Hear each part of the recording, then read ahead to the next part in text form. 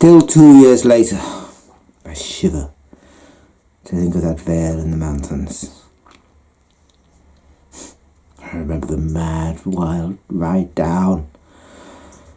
My horse was slipping almost on the way. Poor beast, so tired by the end. But let me tell it rationally. I don't even know what happened. Not really. Not if I'm honest about it. There are places, you see, here in the wild mountains, way to the south of Toulouse, where they still speak ancient Occitan, a language that when you listen to, could be the language of the Goths themselves, the followers of Alaric who sacked Rome. A wild land and a strange language, not at all akin to French.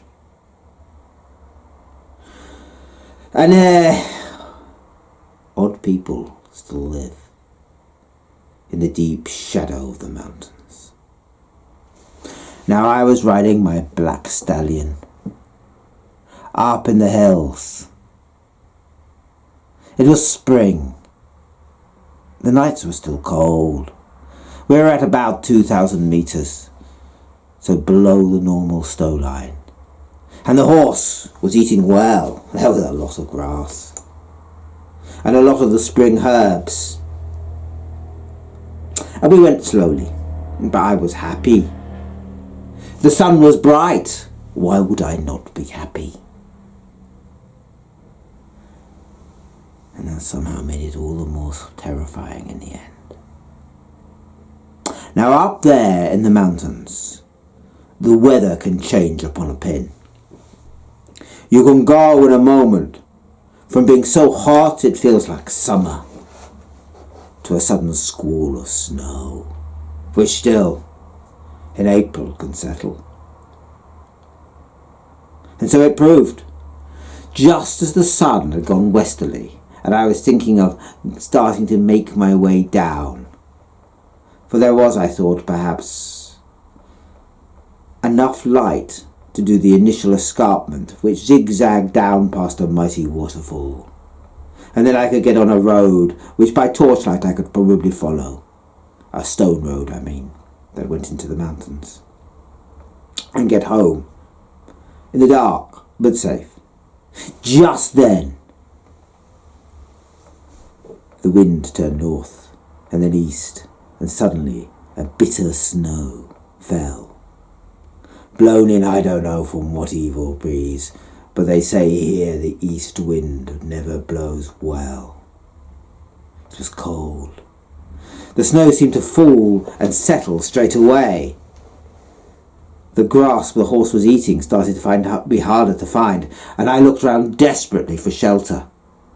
For in that wind, we had no chance of walking down safely. No chance. Now I looked for a shelter, a refuge, for there are refuges in the mountains. It's like as not. And we were in a stone cove, high up, the kind of place you might expect one. And I saw nothing, and there was nothing marked on my map. But as I looked in desperation, after half an hour or so, I suddenly saw a glint that could have been a candlelight. So I led my horse, climbing up a long stone slope, reaching high, ever higher, perhaps another 200 meters. It was steep. I saw ahead of us another glow and realized what it was. The sun was now full setting, and its light had caught a window that glowed. Well, I and the horse practically ran up and found a little low shack with just about a second floor, and to the left a good stable with straw and hay and even oats, and I filled some and water as well. So my horse neighed with contentment, and I pulled out their blanket, and I got them warm and safe. And then I knocked loudly on the door, very loudly. But I heard nothing. So I thought it might be a refuge and empty. And carefully I went inside. And as I stepped across the door, it was like all the light in the world had been extinguished. Even the door behind me didn't give me any illumination in that dark, dark Stygian shadow, full of voices and cold whisperings. Well, I put on my torch, and by it I saw the light was oil lamp. There was clearly no electricity. So I took out a match and I lit it. And it glowed a warm, warm glow. And I looked around and I saw there was a stove that was poorly made and bad firewood by it. But enough. I got the fire lit, and then I put a kettle on it, and soon it was whistling, and I made myself a tisane and then a coffee from what I had, and pulled out my little camping pan and started to cook rice on the stove. Going out once to find more firewood, there was a fallen tree not too far away, there under as the slope continued up the mountain. So I brought more wood in. And when the room was quite warm and I had eaten the rice, I looked around. It was Spartan. There was a wooden table on which I'd had my food, on which there was a tablecloth. And I saw at the other end the tablecloth had been moved slightly, and the wood had a very nasty stain on it. They looked like two long stains with funny ends at right angles. As if something something as if coffee, I thought, or tea, or even blood. I macabrely giggled. Strange. It had obviously not been cleaned, and could not now be cleaned. Indeed, that didn't surprise me. The tablecloth was grotty. And hanging over the stove, there were about 4 very sharp knives, but nothing else. Or at least I thought nothing. And then I saw by the oil lamp there were 3 books. And I thought I might as well go and have a look. I wondered if one was a log for the refuge.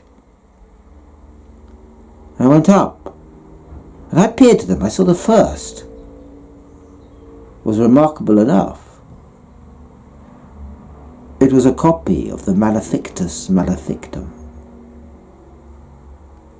the hammer of the witches, printed in the 17th century.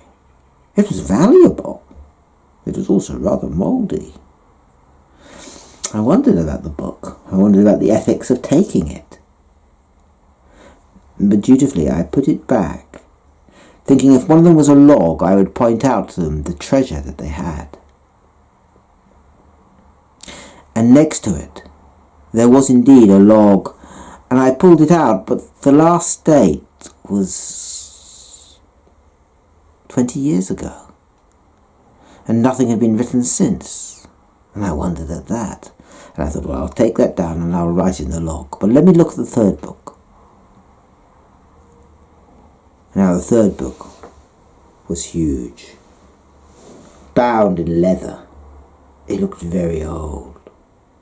I knew what it was. It had to be a family Bible.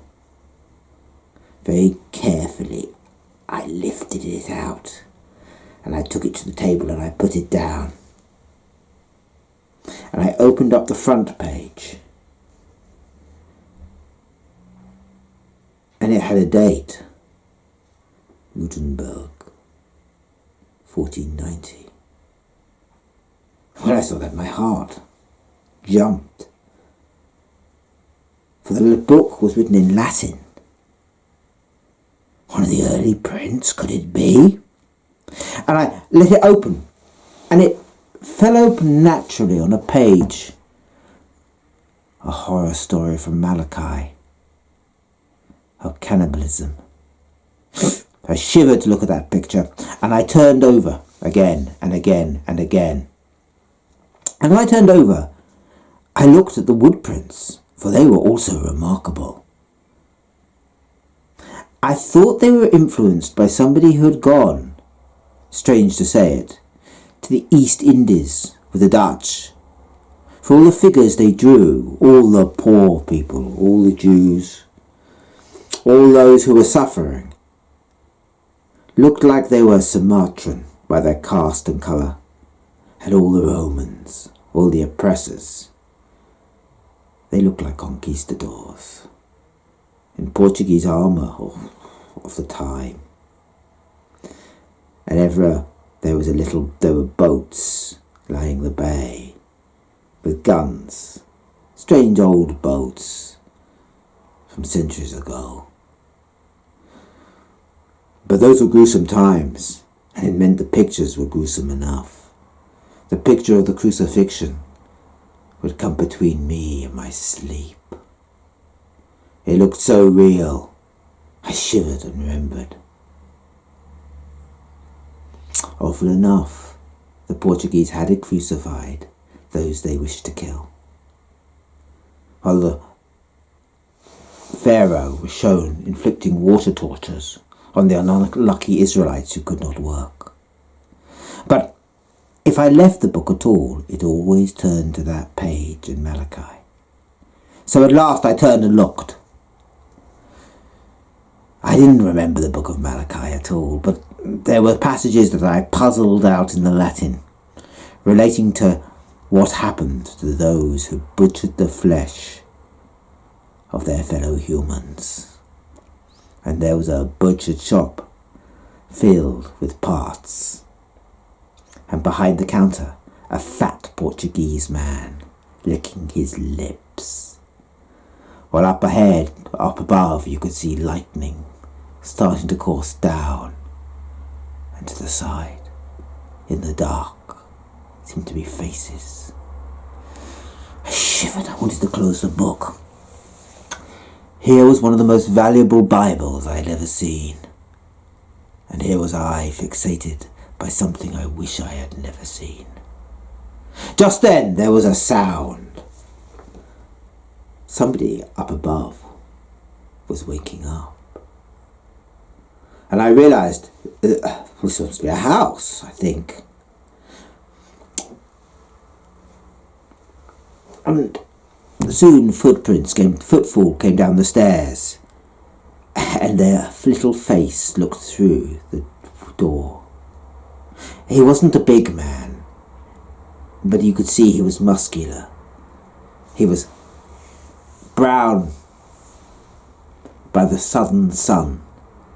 He came in, evinced no surprise, and merely turned to me and said, in an accent so broad, it took me a while to understand what he had said, "You are looking at my family Bible. My father's father had that after the Great War. I have always loved it." And I looked at the Bible, and I turned to the front page, and there were a date from 1490, and another one from 1570, and one from 1780. And I said, "Why do the names stop there?" And he looked at me and said, "Because that is all of us there have been. My father was the second name there.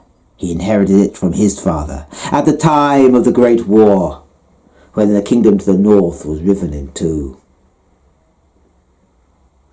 When the men of God claimed to be on both sides, and that the other side was little more than devils.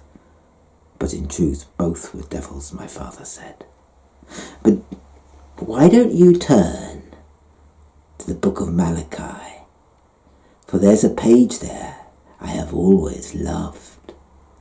And before I knew quite what he was doing, he had flipped the book open, and there was the butcher's shop, with its lines of heads severed, its arms still in the act of gripping rope, cut off, their hands either side of a hemp cord.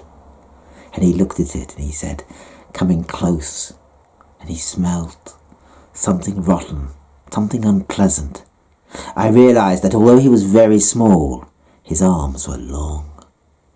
I edged slightly as he put a long hand with long nails on the book and pointed and said, Look how he does it. Look where the cut went in on that one. As I moved back from him, I pulled off the cloth that was on the table, and I saw the stain had a head and a torso, as if it would once indeed been a body. And then the little man turned to me and said, Do you not see? Do you not see how the darkness lies around the shop? How the demons wait for their cut? Do you not see? And as he smiled, suddenly the shadow seemed to come back. The very oil lamp guttered, and I was sure it would go out. I lit my torch, I backed to the door, and he reached out with one hand and took the sharpest of the knives. Now I backed out that door. I hit it full with my arm. I think it might have been locked, but I broke it open. I ran then, as fast as I could, to the stable. I took my poor horse, and led it away, through the snow and through the dark, down into the cold. Scarcely we arrived back at Ulyss, shivering. It was 11 o'clock. I remember I knocked on the door of the Grand Hotel, and in the end I managed to persuade them to give me entry for a night, and I slept in the common room. It was cold and hard, but I felt it better. Well, the next day, of course, I tried to find out if there'd ever been a refuge in the mountains, and they said there was no building there, and hadn't been a building for nearly 300 years. Not since it had been destroyed by Napoleon himself, for fear it was used by smugglers. Not sure I'll go back to check if it's still there in the mountains. But if you want to go and take your chance, I should give you the grid reference if you want it.